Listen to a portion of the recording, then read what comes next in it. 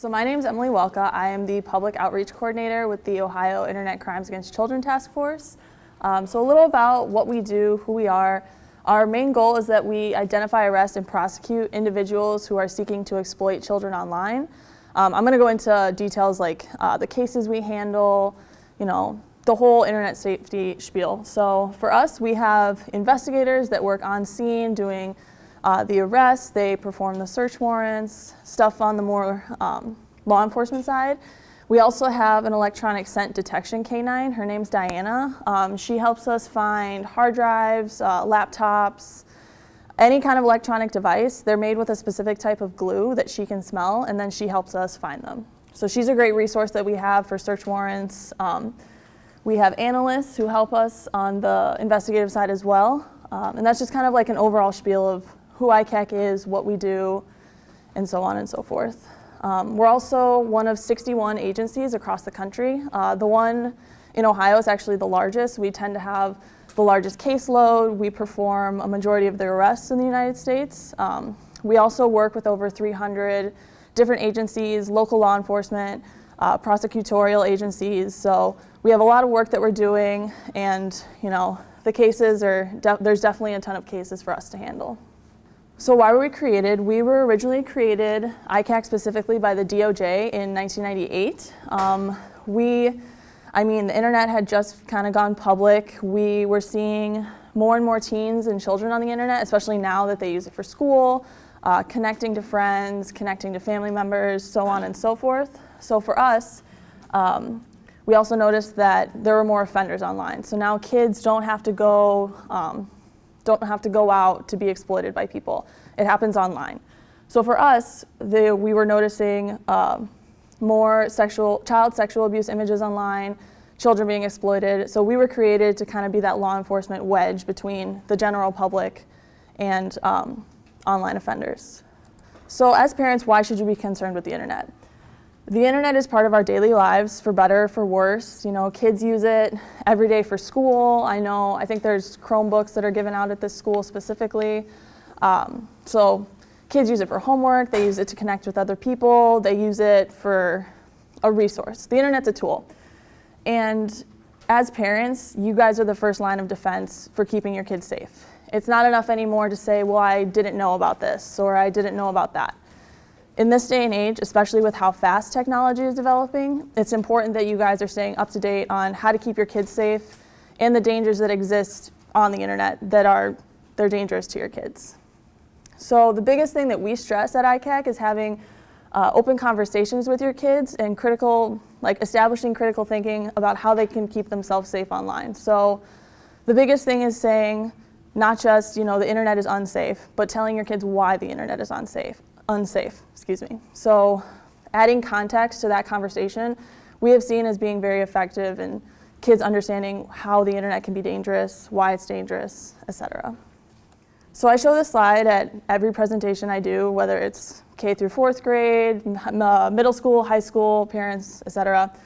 So this is all the offenders that we have arrested 2018 through 2021. These are from our undercover investigation specifically. But these offenders specifically have traveled from either within the state of Ohio or outside the state of Ohio to meet up with minors for sex. So I show this slide to basically give context to why we give these presentations, why kids should be worried about the internet. So, we always stress to kids, you never know who you're talking to on the other side of that screen unless you know them in real life. This is the potential person that your kid is talking to if they don't know them. So as parents, the biggest part to be concerned about on the internet is social media. Kids use it all the time. I know back when I was in high school, Facebook was like the only thing that kids really were using, but now it's TikTok, Instagram, Snapchat, the list goes on and on. So for us, social media is the biggest thing that you guys should talk about with your kids, and establishing what is okay to post, what is not okay to post, how can your post affect you later in life, such as that. I'll go over everything in more detail. This is kind of just like a coverall starter. So it's a huge talking point for us because as many kids are online, that many offenders or even more also on that social media platform. So we see a lot from Instagram. Online offenders will they'll message kids saying, hey, I think you're really cool, we should talk, and then it escalates to what's your phone number, what's your address, etc. So apps that have messaging capabilities are a big concern, or should be a big concern for parents. The ability to share or receive photos, video files is another concern. It's just basically like social media as a whole, how it's developed. It's almost like the perfect platform for online predators to exploit children. So these are just some apps that we see a lot at ICAC in our investigations, and they're also super popular for kids. So going across, you have Snapchat, Kik, Instagram, Facebook Messenger, and then underneath you have TikTok, Tinder, and YouTube. The two main components with these apps that we see a lot is that they have messaging capabilities and you can share photos and videos. So Snapchat just being the first one, it was built to share photos and videos. I know it started as you can share them for 3 seconds and then they disappear forever. So in high school, in high schools now, it's a big platform that kids use to sext and to send nude photos because they think it disappears. However, there is the capability to screenshot. Snapchat, the company itself saves all of the photos, so those photos never really disappear. Going across, Kik is a messaging app. It was designed to match you anonymously with strangers on the web. So again, you're not talking to someone you know online. It just is basically a breeding ground for internet danger. And then Instagram is another social media app where you share photos, you can message. Same with Facebook Messenger. And then TikTok is a platform where you share videos. I mean, they range from 10 seconds to 3 minutes. It's a social media video specific app. Tinder was originally designed as a dating app. I know it was really big when I was in high school. Can't really speak for middle schoolers and high schoolers now, but the biggest thing with Tinder is that it was designed so that people met outside of the app, which in terms of internet safety and in terms of these presentations, you want to stress to your kids that it's never okay to meet with someone you've met online in real life, because that's how you get into conversations revolving human trafficking, child abductions, etc. So it's never a good idea to allow your kids to meet up with strangers, especially from online. And then lastly, YouTube is another concern for us, mainly for its live streaming purposes. So not only can you share certain things online, such as like explicit videos, we've seen cases where kids post on YouTube where they're taking their clothes off, they put it online, immediately it's flagged, but people have seen it. There was also a case we had under live streaming specifically where an individual was taking her clothes off and then she gave out her home address. With live streams specifically, anyone can see it. As long as you're following that individual, you can see it as it's happening. So since this girl was live streaming, her address was out to whoever was watching it. Everything turned out okay with her. There's a good side to the story, but with that story specifically, I stress that once it is out there, you cannot take it back. And I feel like live streaming demonstrates that the best, because you can delete it once it is posted, but as soon as it is out there and you say it or you film it, anyone can see it. So that's just kind of a general overview of what we look for in a task force is the ability to share content, the messaging, and then the live streaming. And while this is just, 7 apps that I've talked about, there's so many more. I could give like an all-day presentation on apps to be aware of online. But as long as you're aware of the different components that make up kind of like the dangers on the internet, it'll keep you in the know. Okay, along with social media, friends and followers is a big concern. We stress that social media was made to be social. It's not a good idea, or it's not even like a smart thing for me to get up on stage and say, get rid of your kids' social media, lock up their phones, and then throw them away. It's not gonna happen. Kids have their phones, they're using their phones, and it is meant to be social. So it helps them connect with friends that they know in real life. It helps them connect with maybe family members that live out of state.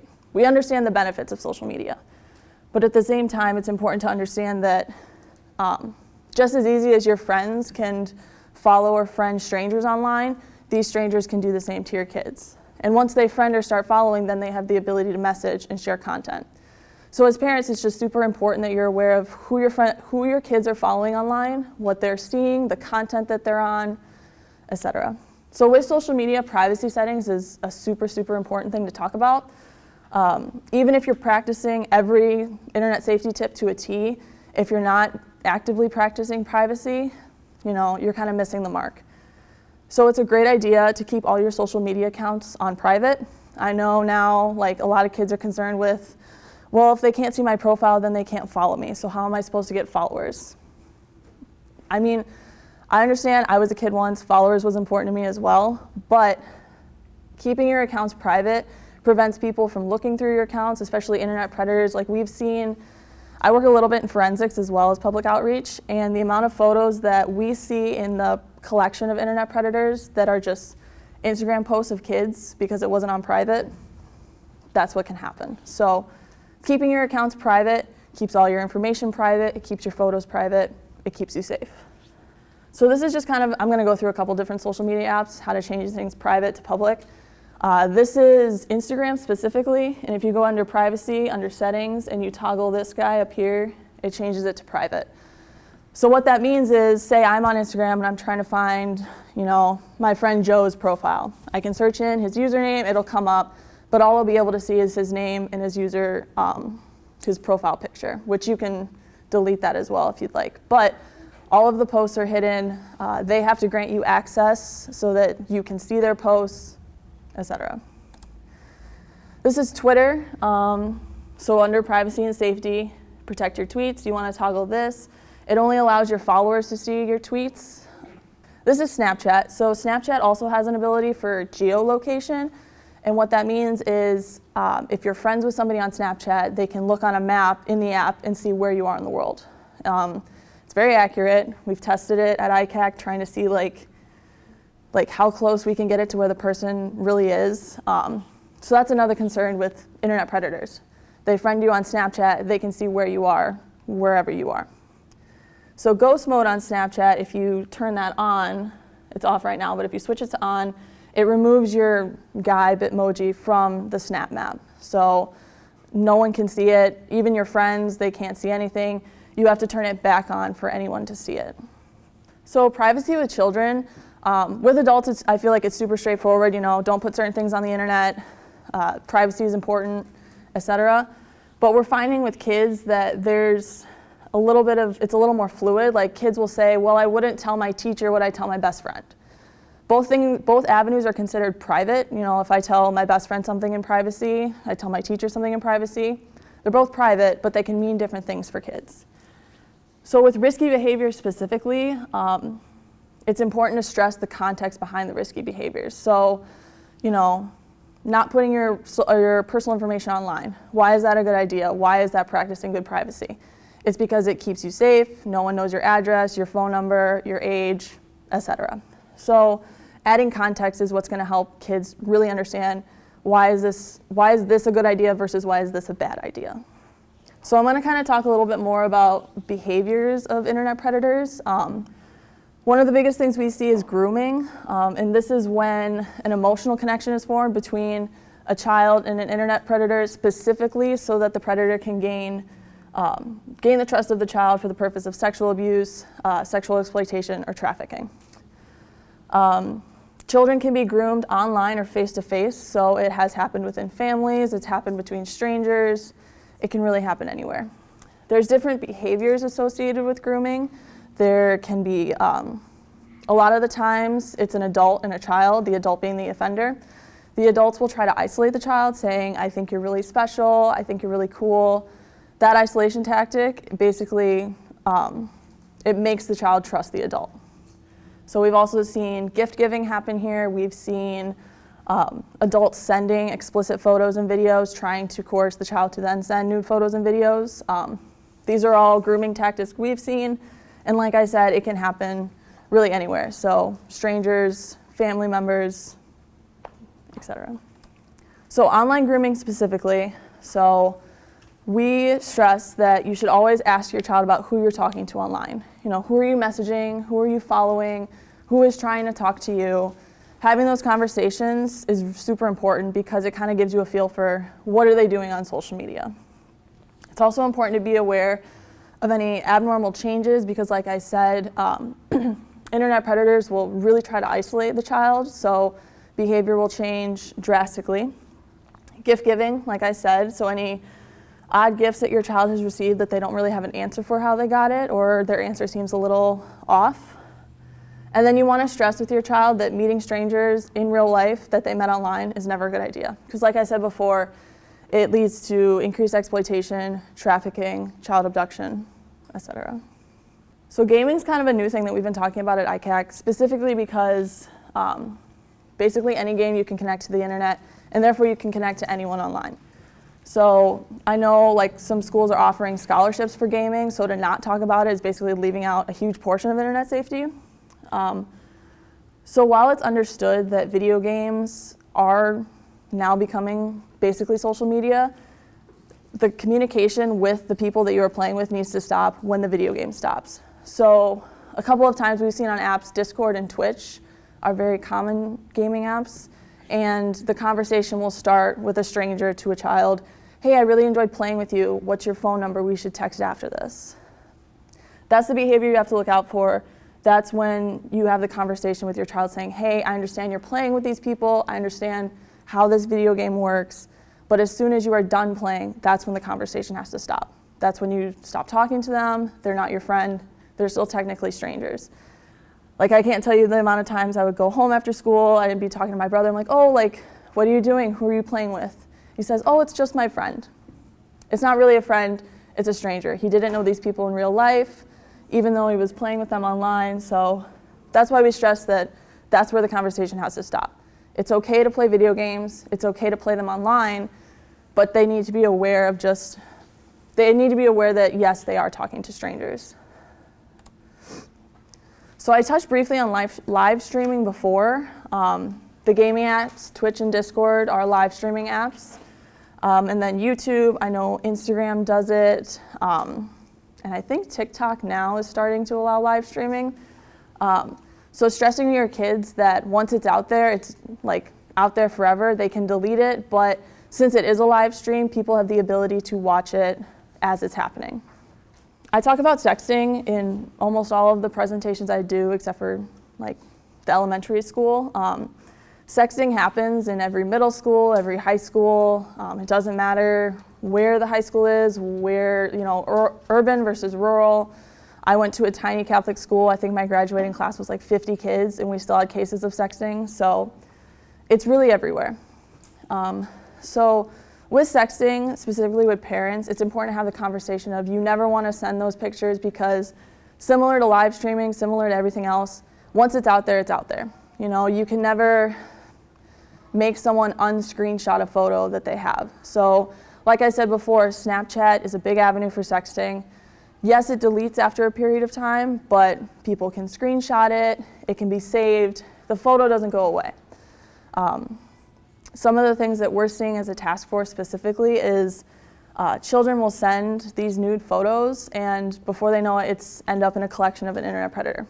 I'm working a forensic case right now where the images that we're tagging that can be prosecuted, these kids are making themselves. So as much as a task force, we are going after these offenders. It is a legal activity.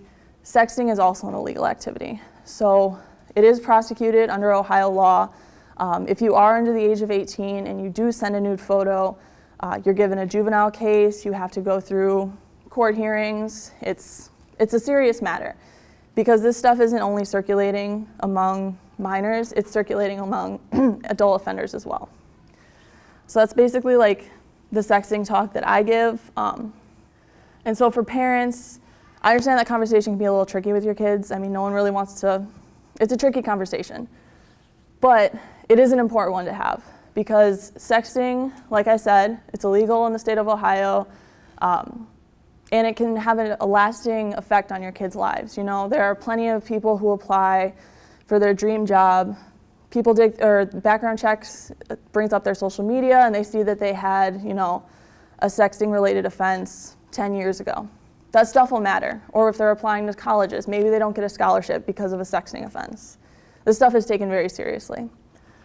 So with sexting, I feel like we're all given the talk in high school, middle school saying, well, sexting is just wrong.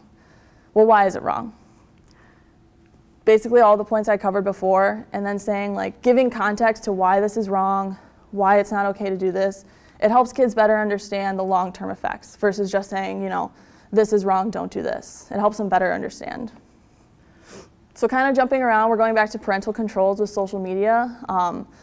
Parental controls are probably one of the best things you can do to keep your kids safe online. I believe it's the next slide, has a list of apps that you can download, both iOS and Android, for parental controls. So as parents, putting your foot down and saying, okay, it's 9 o'clock, you need to plug in your phone down here, you're going to bed, it doesn't need to go with you. That's a parental control. It's implementable, it's important, and it's, you know, keeping your phone and your kids separate, which is a good idea. So parental control apps are a great way to do things, monitoring Google purchases that they make online, or iTunes, basically any kind of purchasing system, monitor those. And then knowing your username and password of your kids' social media apps. This allows you to either check the content specifically. It's also a great idea to follow them on their social media platforms. You can see what they post, you can see their followers, the number of followers, etc. Okay, so like I said, these apps exist for iOS and Android. They allow parents to monitor kids' activities. You can set filters, time limits. There's tons of options. They're basically almost as like in-depth as social media apps, and they need to be. So these are just a list of some of the most popular ones. I put this up here just in case parents, you know, need a reference. I know Life360 actually tracks how fast you are going in a car. I don't know if the other ones do, but these are the most popular ones. These are the ones that I've heard in parent presentations that have been brought up, etc. So continuing that conversation, rules and boundaries, set boundaries with your kids. It's okay to kind of be the bad guy in terms of this because, you know, this isn't a joke. People want to exploit kids. So putting your foot down and having that conversation, it's important to have. So setting time limits, who they can be friends with on social media, super important. What apps and sites they can use, also super important. And as parents, like I got the conversation before, like, is there a way to know which apps are good and which apps are bad? Unfortunately, no. I could probably give an 8-hour presentation on every social media app on the iTunes store, but I mean, just having a general idea of the function of the app. So is there a messaging component? Is there the ability to share photos and videos? I would say those are the main concerns with apps, and then just understanding their function as parents. So in the event that you or your child do experience some kind of sexual exploitation online, you want to document the incident. So you want to take screenshots of everything. You want to screen record what's happening, anything at all to document. You don't want to delete anything. You don't want to retaliate online, no responding or anything. Don't conduct your own investigation. All evidence should be handed over to law enforcement. They have the means to go through phones. They have the forensic tools to dig up basically anything. And then you want to make a detailed report to both your local law enforcement and to the National Center for Missing and Exploited Children. I'm going to have their info up on the next slide, I believe. But there you can note what platform it happened on, what was said, what was sent, etc. Yeah. So this is their website. This is, at the top is their hotline if you want to call them instead of submit it online. But the National Center for Missing and Exploited Children, we work closely with them. They provide us with our investigation tips. So any child exploitation that happens online, they then send to us. If it's in the state of Ohio, we investigate. They also have resources for internet safety. So if you ever have questions that you just kind of want to look up online, they're a great resource to have. Okay, so as a task force, we're constantly trying to put out information related to internet safety. These are our social media platforms, as well as our website. We put out info weekly, dedicated to different topics. So October, we're covering cyberbullying a lot. We have talked about sexting. We've talked about basically anything related to internet safety. So another great resource to have just in case you want to look something up. These are some more resources that I give out to parents. Yeah, feel free to screenshot, or take a picture. Yeah, each one is a little different, but overall these are probably the best resources to have in terms of internet safety, different topics to discuss with your kids. Okay, these are just two more. I know Thorn, the bottom one, puts out research studies that they do. So a lot of what we rely on for like sexting statistics or like child exploitation statistics, a lot of it comes from Thorn. They're a very reputable site if you're looking for a little more like science-based stuff. Okay, do you guys have any questions for me specifically about what I covered, what I didn't cover? Anything at all? I can comment on investigative procedures, what we see as a task force. No? Okay. Well, if you guys think of anything and you want to email me, or if you want to call the task force specifically, feel free. But yeah, thank you guys so much. If you have any questions as you're heading out, feel free to ask. I also brought some brochures if you want to take them. But yeah, thank you guys so much. Thank you.